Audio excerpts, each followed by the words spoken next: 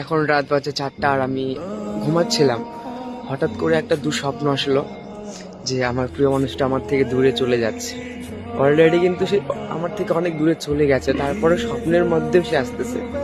না ঠিক মতো আমি বাঁচতে পারতেছি, না ঠিক মতো আমি ঘুমাতে পারতেছি, না ঠিক মতো আমি চলতে পারতেছি। ভাই বিশ্বাস করবেন না, মানে যখন সময় খারাপ যায় না, চারদিক থেকে সময় খারাপ যায়, আমার মনে আফসোস একটাই থেকে যাবে যে আমি তাকে কোন ভুলের জন্য হারালাম। সে কেন গেল আমার জীবন থেকে? আমার তো কোনো ভুল ছিল না, শুধু অন্যের কথা শুনে সে আজকে আমাকে ছেড়ে গেল। কেউ বলতে পারবে ভাই এটা আমার সাথে কি ঠিক হয়েছে? সেই মানুষটা কোনো এক অন্যের কথা শুনে আমাকে ছেড়ে গেছে।